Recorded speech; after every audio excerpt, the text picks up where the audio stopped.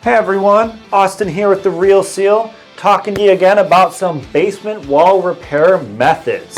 So, how do you know that you may even need basement wall repair? Well, there are a few signs that are really just obvious that'll help to make you aware that you have an issue in your home.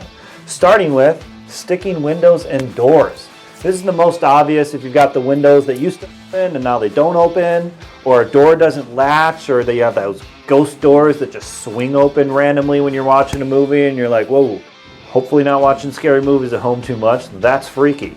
Well, a lot of those are happening because you have settlement in your home.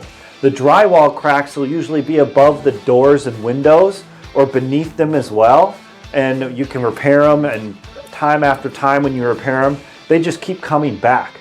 So you want to really keep an eye out for those drywall cracks. And then bowing walls, just looking like if you go down in the basement and your foundation wall looks like a pregnant woman, well, that's not right, and that's really taken away from the structural integrity of the wall, and it can really lead to some bigger issues down the road. So why are these happening? Well, first and foremost, you've got poor soil or poor drainage. Either bad soil underneath your home, wasn't compacted correctly when your house was built. Poor drainage is actually washing the soil out and causing these basic mini sinkholes around that allow your foundation to settle into. Also, we've got hydrostatic pressure, which is just a fancy way of water building upside around your home and pushing in on the walls.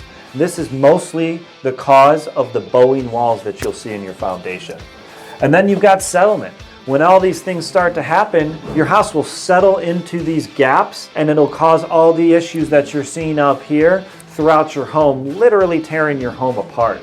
Luckily, there are great ways that we have in order to fix this stuff, so you don't have to worry. First off, we've got the wall plates. The wall plates are a basic plate that are actually just smaller than the size of this whiteboard that are put along your foundation wall with threaded rods into your yard where another plate sits. We then tighten the bolts around both of those plates, and it helps to push back and hold that wall in place. And this is the method we use when we actually want to move a wall back up to our maximum practical level.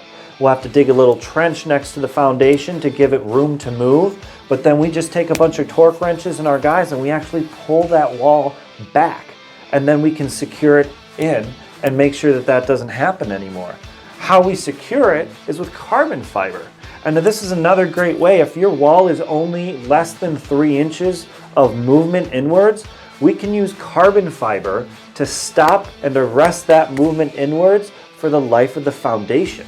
This will attach to the top, that we call it the sill plate, or the back joist it'll attach to, and it'll also attach under the foundation to the footing of the foundation.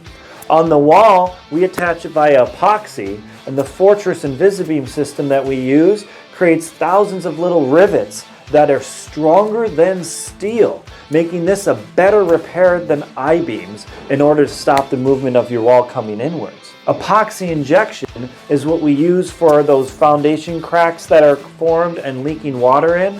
And whenever we do any kind of structural repair, we always want to inject those foundation cracks, of course, after we do the repair.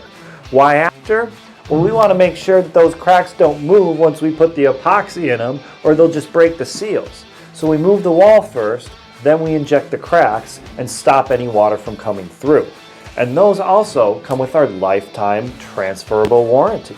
And then lastly, we have our piers. We have helical and push pier systems that are driven into the ground underneath your soil and underneath your foundation to depth, sometimes 60, 70, 80 feet down, so that we can get a proper support for the foundation.